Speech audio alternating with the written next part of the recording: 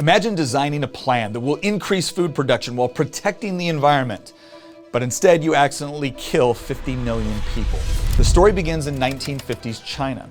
Following the end of the country's civil war in 1949, the victorious Chinese Communist Party under Chairman Mao Zedong quickly set about restructuring the country in line with Marxist-Leninist principles. As a result, the CCP began waging a campaign to transform China from a largely backwards, war-torn, and impoverished country into an agricultural and industrial powerhouse, and the program was known as the Great Leap Forward. And one of the top goals of this 5-year plan was a reorganization of the agricultural sector. It was decreed that food would be harvested, collected, and distributed by the government, while China's traditional privately owned farms were seized by the state and replaced with a system of mandatory agricultural collectivization, a lot like what you saw in the Soviet Union. The result was an unmitigated disaster. And here's where sparrows come into play. The harvest in 1958 was a massive disappointment because the government had shipped so many farmers away from the farms and put them in factories. And those who remained weren't exactly motivated to work because the government had just seized their entire livelihood a few months earlier, while the bureaucrats who were sent into the countryside knew next to nothing about actual farming. But rather than admit failure, Mao instead doubled down. The real reason the harvests were not that great wasn't because central planning had failed. No, it was because sparrows had been eating too much of the country's grain. You heard that correctly. So, what did the CCP do next?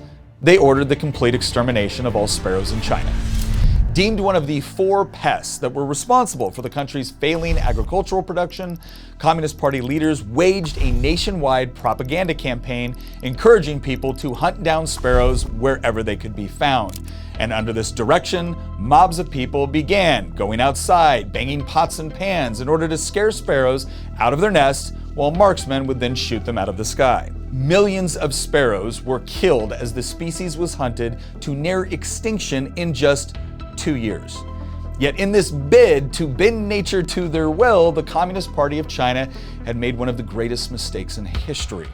What the CCP had ignored was that sparrows actually played a vital role in protecting the country's delicate ecosystem by keeping other pests, like locusts, in check.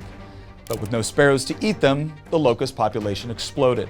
Swarms of them ravaged the countryside, eating more grain in a single year than all the sparrows had in decades. Harvests across China, already under pressure thanks to the CCP's Great Leap Forward, completely collapsed. By 1960, a massive ecological disaster unlike anything the world had ever seen began to unfold in China. And between 1959 and 1961, as many as 55 million men, women, and children starved to death in what is known as the Great Chinese Famine. And to this day, it remains one of the worst man-made disasters in world history.